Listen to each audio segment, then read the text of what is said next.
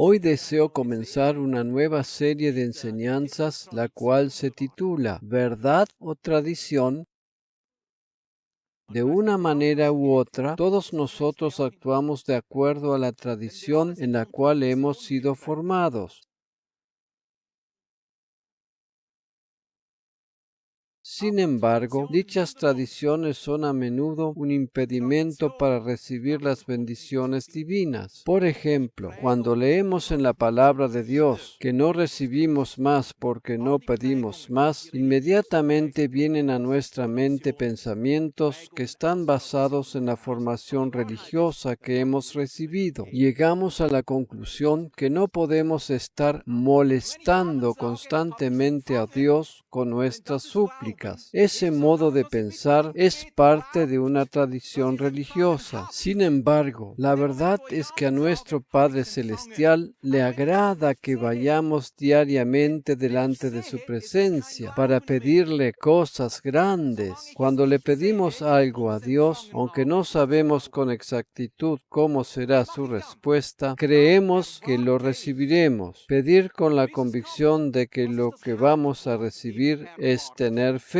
Jesús dijo: todo lo que pidiereis al Padre en mi nombre, creed que lo recibiréis. Por eso, en el momento en que acabamos de orar y decimos amén, estamos seguros que habremos de recibir lo que pedimos, aunque no lo veamos inmediatamente con nuestros ojos físicos. Si lo viéramos entonces, no sería fe. Cuando estoy convencido de que lo que pido lo habré de recibir, estoy poniendo por obra la fe. ¿Qué hago después de haber pedido? Espero hasta que lo recibo. Sigo mi vida de manera normal, esperando al mismo tiempo con fe el momento en que habré de recibir lo que pedí. Esa espera implica fe, aun a pesar de las dudas que puedan venir a mi mente. El pedir con convicción y esperar con fe forma parte de la bendición de Abraham que poseemos como hijos de Dios. El título de esta nueva serie es Tradición o Verdad. Está basado en Juan 3:21, que la versión Palabra de Dios para Todos lo expresa de la siguiente manera: pero todo aquel que sigue la verdad se acerca a la luz. Decidí usar este gráfico para identificar la serie porque muestra la oscuridad de un lado y la luz del otro. Generalmente, cuando nos mantenemos apoyados en la tradición, estamos en la oscuridad.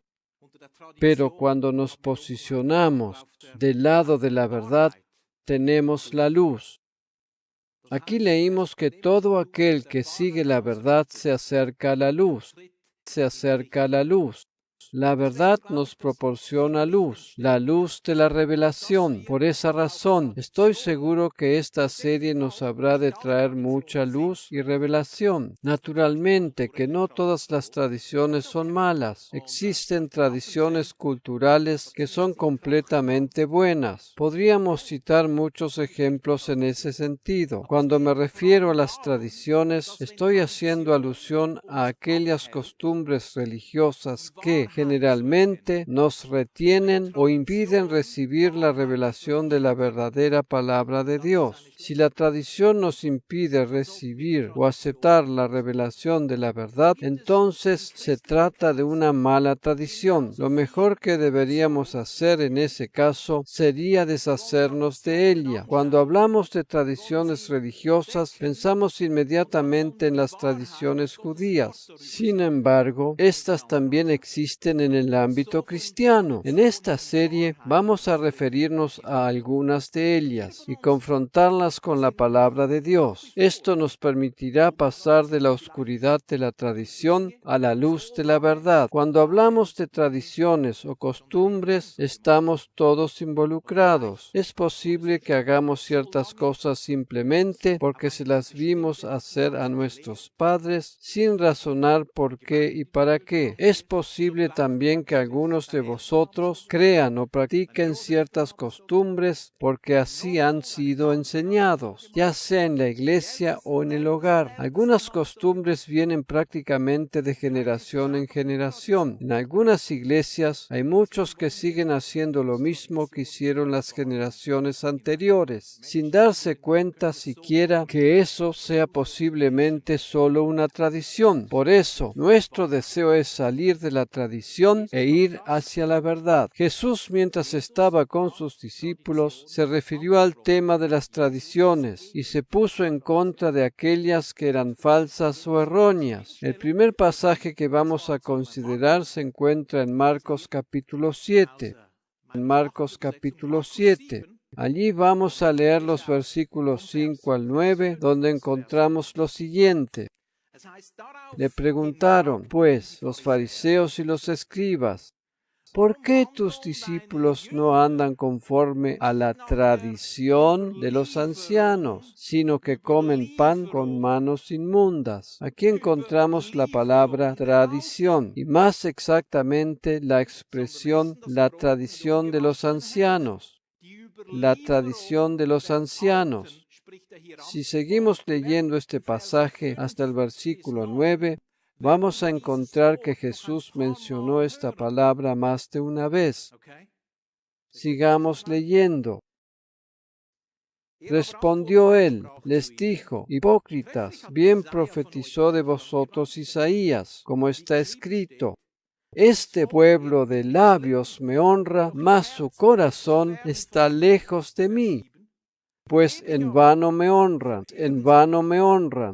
enseñando como doctrinas mandamientos de hombres,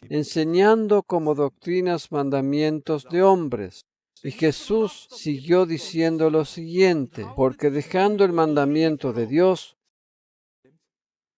os aferráis a la tradición de los hombres, los lavamientos de los carros y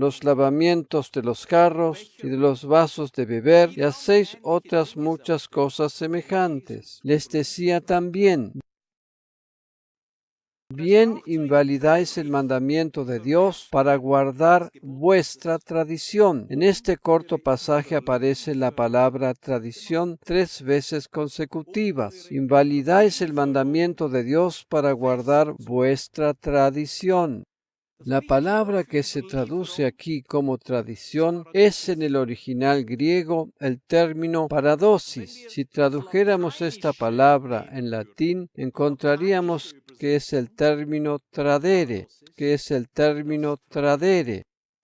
Estos dos términos significan exactamente lo mismo, es decir, tradición. Jesús aborda aquí el tema de las tradiciones o costumbres y lo resume de manera excelente diciendo: invalidáis el mandamiento de Dios para guardar vuestra tradición. El término tradición es sinónimo de costumbre, hábito, práctica, usanza, creencia, mito, etc. Jesús está en contra de este tipo de tradición, porque éstas impiden recibir la revelación de la verdad. Jesús, la verdad personificada, está delante de ellos, pero a causa de querer aferrarse a las tradiciones, no le reconocen.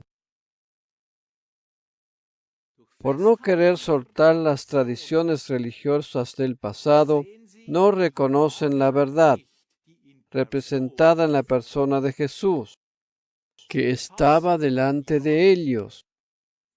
En otras palabras, dejaron escapar o desaprovecharon la verdad. La tradición nunca nos habrá de conducir hacia la libertad. La tradición siempre nos habrá de mantener cautivos y dependientes. La tradición no produce liberación. Solo la verdad nos puede hacer verdaderamente libres. En Juan 8, 31 y 32 encontramos las palabras de Jesús cuando dijo entonces Jesús a los judíos que habían creído en él: si vosotros permaneciereis en mi palabra, seréis verdaderamente mis discípulos, y conoceréis la verdad, y la verdad os hará libres. Libres. ¿Qué es lo que nos hace libre? La verdad. La tradición no tiene la capacidad de liberarnos. Por el contrario, la tradición solo puede mantenernos cautivos, tanto como sea posible, en mandamientos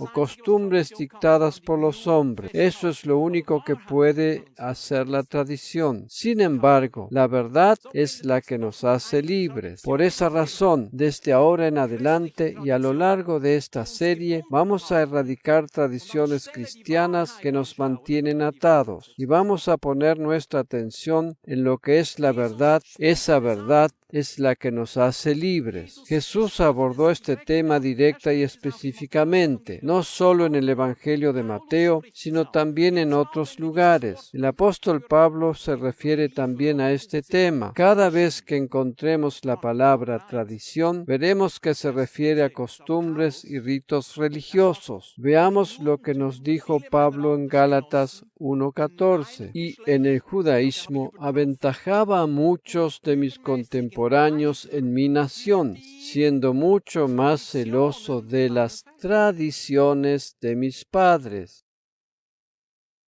Las tradiciones o costumbres de mis antepasados, dice Pablo. En el original griego aparece aquí el término paradosis. Mientras Pablo estaba en el judaísmo, era tan celoso de mantener las tradiciones de sus antepasados que se dedicaba a matar a los cristianos. Él perseguía a los creyentes, los llevaba prisioneros y aún hasta la muerte, solo por el celo de mantener las tradiciones. Por eso, la tradición puede conducir a la misma muerte, no solo física, sino también espiritual como almática.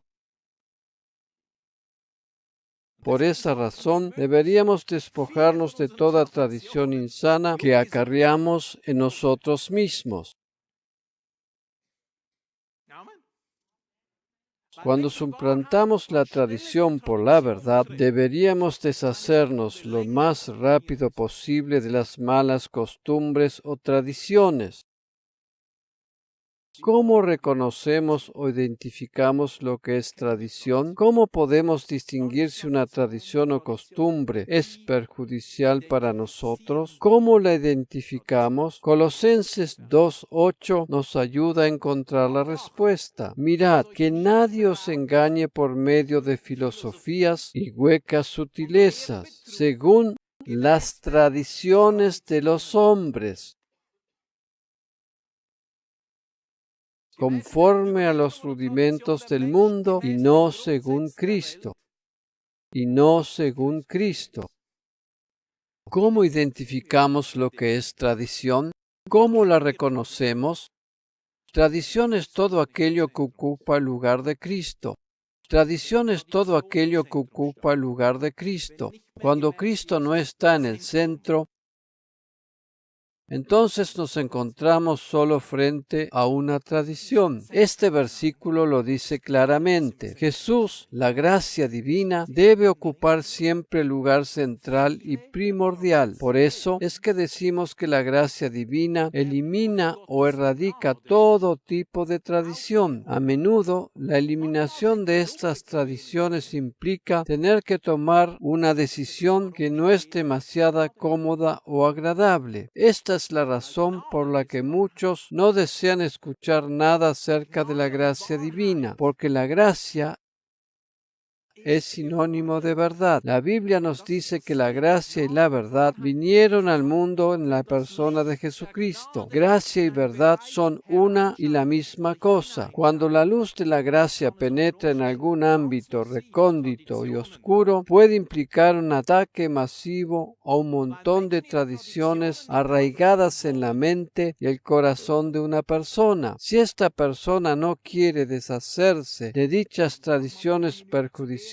le habrá de costar bastante pasarse para el lado de la verdad de la gracia divina. El mensaje de la gracia trae luz e iluminación a las mentes y los corazones de aquellos que lo aceptan. objetan. La reacción es evidente, pues produce un profundo alivio.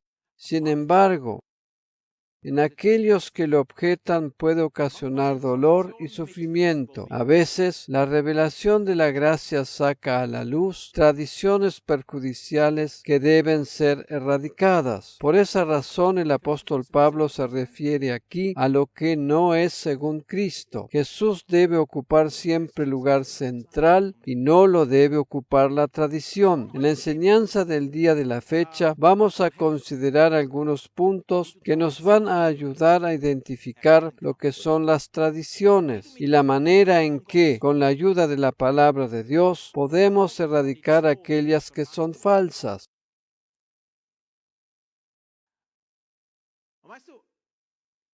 Para esto hay un par de reglas muy sencillas.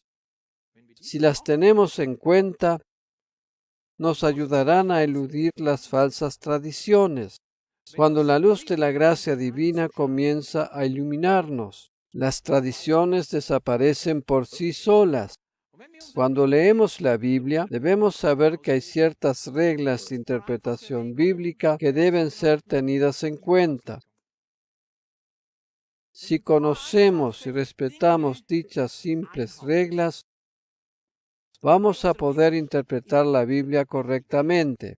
Esto nos habrá de ayudar enormemente para que la luz de la verdad penetre en nuestras vidas.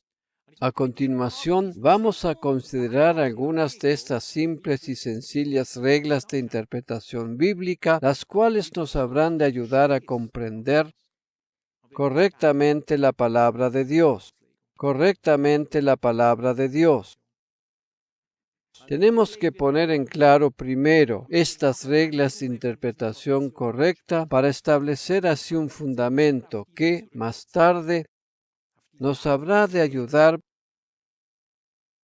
para identificar las tradiciones y erradicar aquellas que sean falsas. Cuando nos enfrentemos a determinadas tradiciones, tendremos que volver a este fundamento de la correcta interpretación bíblica una y otra vez, para que de esa manera podamos sacrificar las denominadas vacas sagradas. Cuando leemos un pasaje bíblico, lo más importante que debemos tener en cuenta es determinar quién es la persona que está hablando, a quién están dirigidas sus palabras y qué es lo que está diciendo. Esto es lo que denominamos una regla simple y sencilla de interpretación bíblica. Lo primero que debemos tener en cuenta para poder interpretar la Biblia correctamente es saber que su mensaje está dirigido a distintos grupos de personas. La Biblia no habla de manera general a todos de la misma manera. Por el contrario, ella dirige su mensaje a diferentes grupos de personas. Esto lo vemos claramente en 1 Corintios 10:32. No seáis tropiezo ni a judíos, ni a gentiles, ni a la iglesia de Dios. Estos son los tres grupos principales a los cuales se dirige la palabra de Dios. Dicho de una manera general, la Biblia, en su totalidad, entre el Antiguo y el Nuevo Testamento, dirige su mensaje a uno de estos tres grupos. Para decirlo de una manera específica, el Antiguo Testamento no le habla a la iglesia de Dios, sino a los judíos. Por otra parte, las epístolas pastorales de Pablo no están dirigidas a los judíos, sino a la iglesia. Entonces, los tres principales grupos de personas a los cuales se dirige la palabra de Dios son los judíos, o pueblo de Israel, los gentiles en general, o sea, todos aquellos que no son judíos, y la iglesia de Dios. La Biblia utiliza un lenguaje diferente cuando dirige su mensaje a la iglesia de Dios que cuando les habla a los judíos o a los gentiles. Para la iglesia de Dios rigen principios completamente diferentes que para los judíos, y esto debe ser tenido en cuenta y definido con claridad. Vamos a ver ahora, en líneas generales, y de manera muy sintética a quienes está dirigido el mensaje de la Biblia desde Génesis hasta Apocalipsis. Lo que está escrito en los primeros 11 capítulos de nuestra Biblia, o sea, Génesis 1 al 11, está dirigido a la humanidad en general. En estos capítulos no se establece todavía una división entre judíos y gentiles, porque esto comienza recién en el capítulo 12. Desde el comienzo de Génesis hasta el capítulo 11, donde se describe la construcción de la Torre de Babel, la Biblia dirige su mensaje a la humanidad en general. Desde el capítulo 12, con la aparición de Abraham, aquel con el que Dios hizo un pacto especial y fundó un pueblo apartado para él, Abraham, la Biblia dirige su mensaje al pueblo de Israel. Esta segunda subdivisión comienza en Génesis 12 y se extiende a lo largo de toda la Biblia hasta Hechos de los Apóstoles capítulo 1, cuando nació la Iglesia de Dios. En toda esta segunda subdivisión, el mensaje de la Biblia está dirigido especialmente al pueblo de Israel. Recordemos que la venida de Jesús a este mundo no se produjo bajo la dispensación de la ley. La misión principal de Jesús al venir a la tierra era buscar las ovejas perdidas de la casa de Israel. Jesús no vino para servir primordialmente a los gentiles, sino a su propio pueblo. Por esa razón, si bien en los 4 evangelios podemos encontrar importantes principios o valores para aplicar a nuestra vida cristiana, como Iglesia de Cristo, no podemos edificar una doctrina sobre ellos. El único fundamento sobre el cual puede edificar la Iglesia de Cristo es el amor. El amor de Dios fue derramado en nuestros corazones y le amamos porque Él nos amó primero. Por eso, repito, desde Génesis 12 hasta Hechos de los Apóstoles 1, el mensaje de la Biblia está dirigido primordialmente a los judíos. Desde Hechos de los Apóstoles capítulo 2, donde encontramos el derramamiento del Espíritu Santo, acontecimiento único en la historia y que marca el nacimiento de la Iglesia, hasta el final del libro de Judas, última epístola pastoral del Nuevo Testamento, la Biblia dirige su mensaje primordialmente a la Iglesia de Cristo. Naturalmente que en todo este gran contexto hay determinadas ocasiones aisladas donde el apóstol Pablo, por ejemplo, dirige algunas palabras a sus hermanos los judíos, pero generalmente hablando, en toda esta tercera subdivisión, la Biblia dirige sus palabras a la Iglesia de Dios. Por último, tenemos el libro de Apocalipsis, el cual habla sobre las cosas que habrán de acontecer en el futuro, y el destinatario de su mensaje se subdivide a su vez de la siguiente manera. Capítulos 1 al 3 están dirigidos a la Iglesia de Dios. Desde el capítulo 4, cuando la Iglesia es arrebatada, hasta el capítulo 18, se describe el tiempo de la gran tribulación. El mensaje está dirigido tanto a los judíos como a los gentiles que no hubieron aceptado a Jesús como Salvador personal antes del arrebatamiento. Y desde el capítulo 19 hasta el final del libro, el capítulo 22, el mensaje vuelve a estar dirigido a la Iglesia de Dios y describe su maravilloso futuro. De allí, pues, como podemos observar, y de acuerdo a esta explicación, la Biblia dirige su mensaje a 3 grupos específicos de personas, a saber, los judíos, los gentiles y la Iglesia de Dios, la Iglesia de Cristo. Tenemos que tener muy claro todo esto para poder comprender correctamente cuando leemos un pasaje. Esto quiere decir que las palabras de un pasaje del libro de Job, por ejemplo, no están dirigidas a la Iglesia de Dios. Naturalmente que podemos tomar principios provechosos de dicho libro, pero las palabras allí escritas no están dirigidas primordialmente a los creyentes. Cuando leemos un pasaje de la Biblia debemos preguntarnos siempre si eso que está estamos leyendo está dirigido específicamente a nosotros los creyentes, o son palabras que nos dan una perspectiva general del mundo espiritual, como es el caso del libro de Job, por ejemplo. Si bien al leer el libro de Job adquirimos una comprensión más amplia del mundo espiritual, su mensaje no está dirigido específicamente a los creyentes, puesto que no entra dentro de la subdivisión que pertenece a la Iglesia de Dios.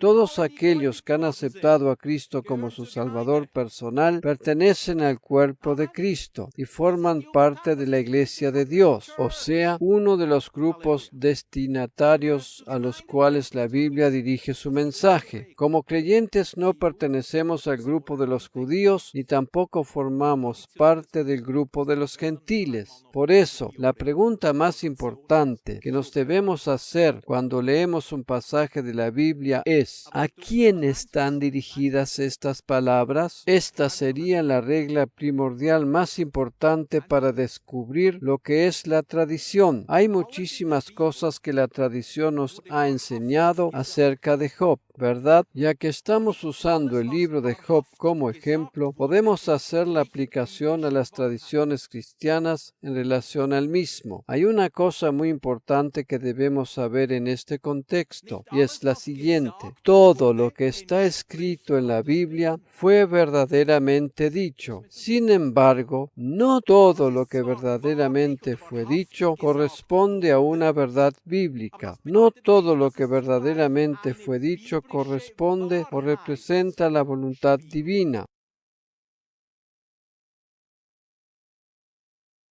Todo lo que está escrito en la palabra de Dios fue verdaderamente dicho o expresado, pero no significa por eso que dichas palabras reflejen una verdad bíblica. Aunque lo que está escrito fue realmente dicho, no significa por eso que ésta haya sido o reflejado la voluntad de Dios. A menudo leemos un pasaje en el Antiguo Testamento y por medio de él llegamos a una conclusión. Sin embargo, dicho pasaje no nos dice si nuestra conclusión es buena o mala. No siempre encontramos la explicación. En la mayoría de los casos, al leer alguna historia del Antiguo Testamento y no poder sacar de ella ninguna conclusión, quedamos sin entender si eso corresponde a la voluntad de Dios o no. No siempre tenemos la explicación teológica para eso. Hay un aspecto muy importante que debemos comprender, y es que ciertas declaraciones o explicaciones que encontramos en la Biblia expresan solo lo que sucedió, pero no nos dicen lo que tendría que haber sucedido.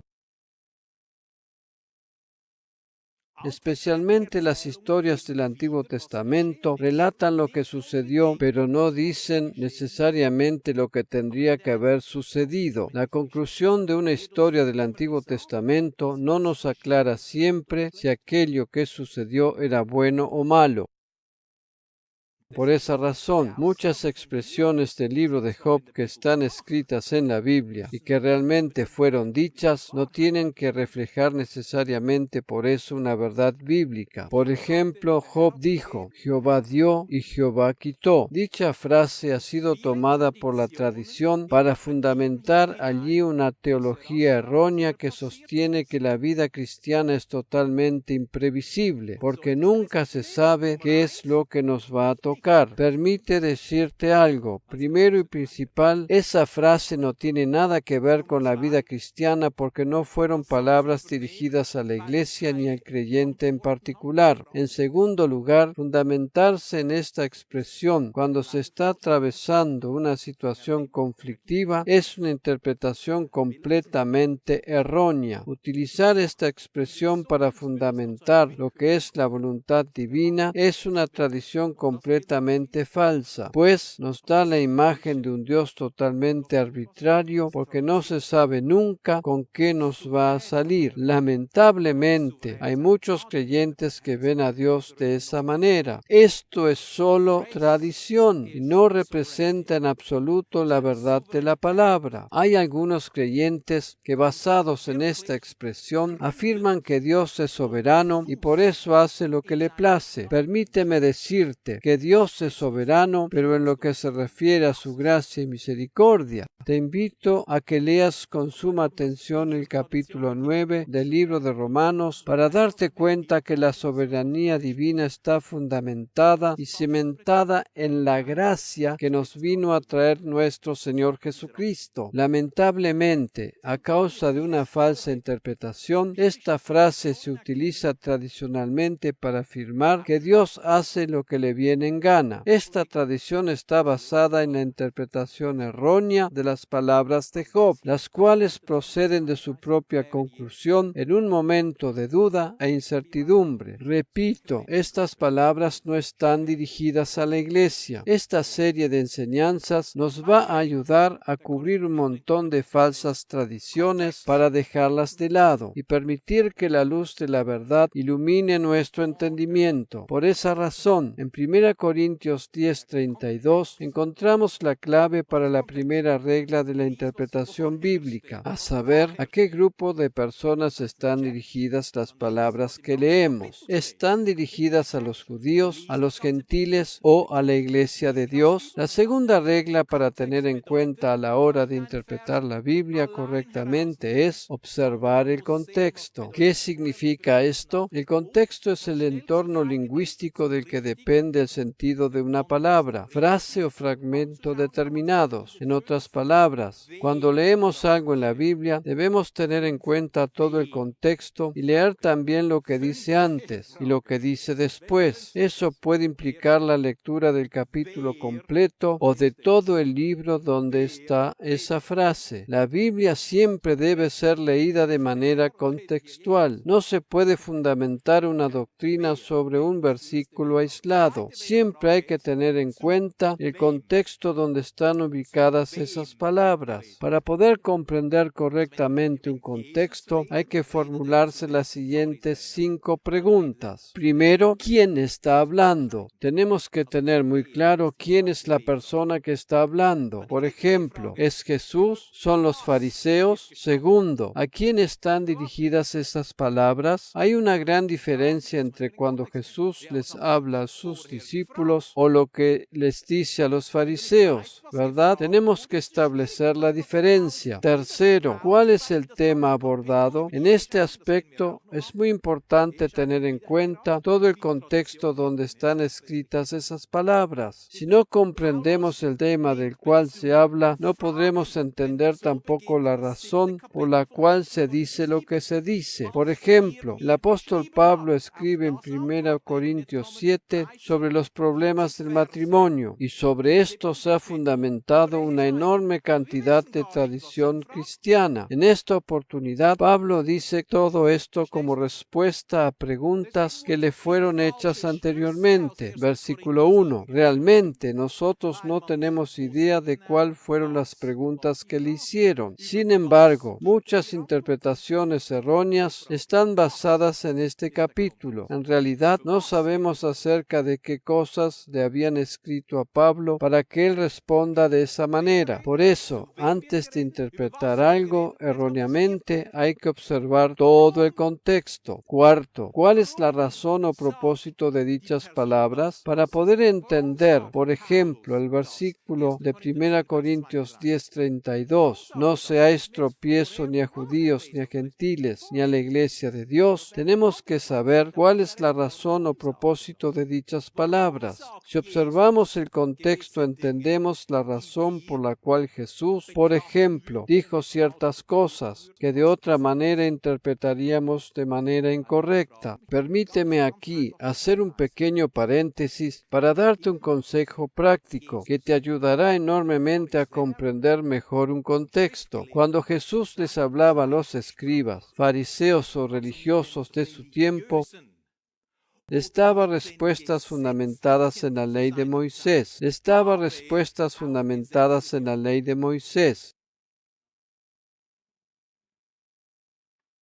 Mientras que, cuando hablaba con la gente común del pueblo que no tenían ningún conocimiento de la ley, por ejemplo, a la mujer samaritana, Juan 4, utilizaba otro tipo de lenguaje. El ejemplo más claro para establecer esta diferencia lo encontramos en los capítulos 3 y 4 de Juan. En Juan 3, donde encontramos el versículo 16, el más conocido de toda la Biblia. Jesús está hablando con Nicodemo, quien es un maestro de la ley. Nicodemo, uno de los fariseos más importantes entre los judíos, vino a Jesús de noche para hacerle preguntas teológicas. Por lo tanto, Jesús le responde de manera teológica. Sin embargo, en el capítulo 4, cuando se encuentra con la mujer samaritana, le habla con un lenguaje sencillo y muy diferente al que utilizó para responder las preguntas del maestro de la ley. ¿Comprendes lo que estoy tratando de decirte? Jesús les hablaba a los religiosos en la manera que estos esperaban escuchar. Ellos estaban demasiado inmersos en sus tradiciones y costumbres religiosas, que no deseaban oír otra cosa que no fuera en relación a eso. Por lo tanto, Jesús les respondía de acuerdo a la ley. Sin embargo, con las personas sencillas y humildes del pueblo, Él les hablaba de otra manera. Cuando los religiosos venían a Jesús haciendo alarde de sus propios esfuerzos para cumplir la ley, Él les respondía con la ley. Sin embargo, cuando un pecador le hablaba humildemente y le imploraba salvación como Zaqueo, Él le respondía con la gracia.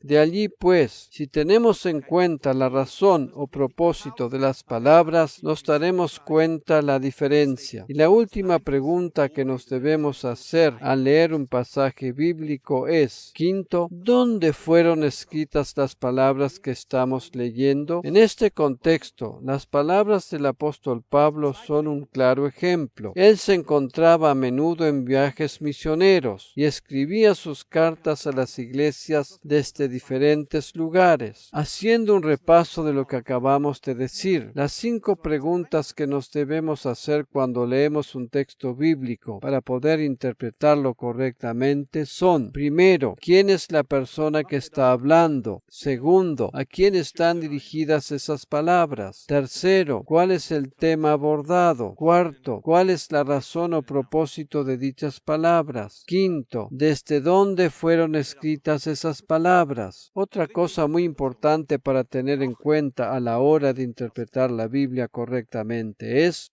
tener presente el aspecto cultural, para que puedas comprender mejor qué es lo que estoy tratando de decir con esto. Te invito a ir conmigo a 1 Corintios 11, 5 y 6, donde leemos lo siguiente: pero toda mujer que ora o profetiza con la cabeza descubierta afrenta su cabeza, porque lo mismo es que si se hubiese rapado. Pablo asocia esto con la prostitución religiosa del paganismo en Grecia, lo cual lamentablemente constituía también un gran problema en la iglesia de Corinto, porque si la mujer no se cubre, que se corte también el cabello, y si le es vergonzoso a la mujer cortarse el cabello o raparse, que se cubra. Estos versículos son un clásico ejemplo de lo que tiene que ver con la tradición religiosa. Hay iglesias cristianas donde solo se les permite a las mujeres asistir a las reuniones con su cabeza cubierta con un velo. Esta costumbre se basa en una errónea interpretación de los versículos que acabamos de leer. Estos cristianos aducen que esto debe ser practicado así porque Pablo se lo dijo a la iglesia de Corinto. Precisamente en casos como este es cuando tenemos que tener en cuenta el aspecto cultural para poder interpretar el pasaje correctamente. Además de ello, tenemos que preguntarnos la razón por la cual Pablo dijo esto y observar el contexto en el cual está escrito. En ciertas denominaciones cristianas, este es un asunto bastante conflictivo, pues si una mujer no cubre su cabeza con un velo, no puede asistir a las reuniones. Es interesante tener en cuenta que en el judaísmo es exactamente al revés, pues son los hombres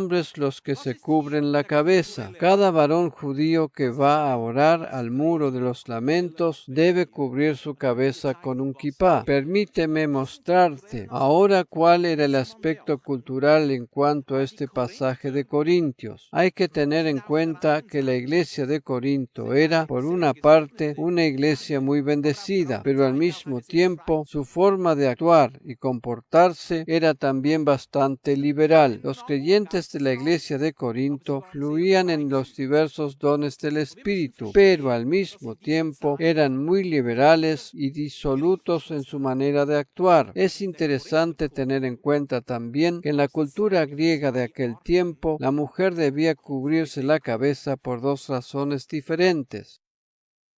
Por un lado, lo debían hacer las mujeres solteras como señal de que todavía estaban bajo la autoridad de sus padres. O sea, en otras palabras, la mujer con la cabeza cubierta señalizaba que todavía no se había casado y por lo tanto vivía todavía en la casa con sus padres y estaba subordinada a la autoridad de ellos. Además de esta forma, había otra manera de cubrirse la cabeza, la cual señalizaba algo diferente. Si la mujer cubría su cabeza de esta manera, señalizaba con ello que estaba casada y por lo tanto subordinada a la autoridad de su marido. En la actualidad, esta señal sería el anillo matrimonial. Aquí vemos el aspecto cultural.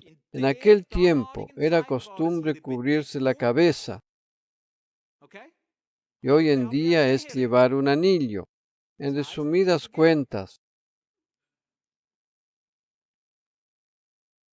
tanto lo uno como lo otro tiene el mismo significado. Por tal razón, Pablo aconsejaba que toda mujer que fuera a la reunión llevara su cabeza cubierta para señalizar correctamente su estado civil y evitar así ser mal interpretada. En aquella ciudad y de acuerdo a la cultura de la época, si una mujer entraba en la iglesia sin cubrirse la cabeza con un velo, estaba señalizando que podía ser tomada como mujer. Imaginémonos ahora cómo era tomado esto en la iglesia carnal de la ciudad de Corinto, donde muchos de los hombres estaban involucrados en la prostitución del templo de Afrodita. Cuando conocemos todo este trasfondo, el asunto del velo adquiere un nuevo significado, ¿verdad? Allí donde el mensaje de la gracia es predicado, se experimenta libertad. Sin embargo, el mismo apóstol Pablo nos advierte de no abusar de esa libertad hasta que se convierta en libertinaje. La iglesia de Corinto ya era de por sí una iglesia muy liberal. Por un lado, experimentaban en abundancia la gracia divina y los dones del Espíritu, pero por otro lado, su modo de vida era un caos absoluto. Este libertinaje se debía en parte a la cultura, que como ya dije antes, tenía que ver con la prostitución en el templo de Afrodita. En Corinto, la prostitución estaba emparentada en cierta forma con determinados ritos religiosos. En estas circunstancias aparece la gracia divina por medio del apóstol Pablo y la libertad cultural que ya conocían se convertía en libertinaje. Por esa razón y a causa de las cosas que sucedían en Corinto, es que el apóstol Pablo aconseja a las mujeres que cubran su cabeza con un velo cuando van a la reunión para no ser interpretadas como prostitutas. Al decir esto, el apóstol Pablo está enviando al mismo tiempo una clara advertencia a los hombres para que no fueran a la reunión con el propósito de pescar una mujer. El motivo por el cual Pablo aconseja aquí que la mujer cubra su cabeza en el templo es para establecer el correcto estado de santidad en la iglesia de Dios. Las palabras de Pablo no solo tienen que ver con la iglesia de Corinto en aquel momento, y en esta situación en especial, y no deben ser usadas como una ley cristiana. El consejo de Pablo no es una ley para la iglesia cristiana de la actualidad, así como tampoco lo fue para la dispensación de la iglesia en los últimos 2000 años. El apóstol Pablo les dice esto a los creyentes de Corinto para restablecer así de manera práctica la santidad en la iglesia en medio del libertinaje caótico en el que se encontraban. Muchos de los creyentes de Corinto, aunque si bien habían sido santificados por medio de la obra de Cristo, vivían y se comportaban de una manera completamente profana. En realidad, Esta es la situación del creyente en general. Si bien hemos sido santificados por la obra de Cristo en la cruz, nuestras acciones y palabras no demuestran siempre dicha santidad. A pesar de nuestras acciones o palabras erróneas, no perdemos nuestra santidad en Cristo. La santidad es obra de Dios y no un producto de nuestro esfuerzo personal. Pablo aconseja a las mujeres de la iglesia de Corinto que cubran su cabeza con un velo para evitar ser mal interpretadas por aquellos hombres que, a pesar de haber sido salvos, estaban todavía influenciados por la cultura helénica de aquel momento. En otras palabras, Pablo estaba diciendo con esto que la santidad interior debía ser demostrada por medio de las acciones. Por eso, él les repite una y otra vez a los corintios que ellos han sido justificados y lavados por la sangre de Cristo. Si comprendemos este trasfondo cultural y entendemos que esto debe ser tenido en cuenta para una interpretación correcta de la Biblia, llegamos a la clara conclusión que este consejo de Pablo nunca fue dicho como ley para la iglesia cristiana en general. Aquellas iglesias que toman estas palabras como ley hacen de ellas una tradición que se convierte en un verdadero problema. Hasta el día de hoy hay ciertas denominaciones que demandan que todas las mujeres vayan a la iglesia con la cabeza cubierta o con un velo. La verdad no radica en cubrirse la cabeza con un velo, sino en entender la obra de Cristo en la cruz. Él es quien nos cubre cuando fallamos y erramos. El cubrirse la cabeza con un velo como condición para asistir a las reuniones es nada más y nada menos que una tradición. Cuando recibimos la luz de la verdad, podemos erradicar toda falsa tradición. Lo único que nos hace libres es la verdad del Evangelio. Amén.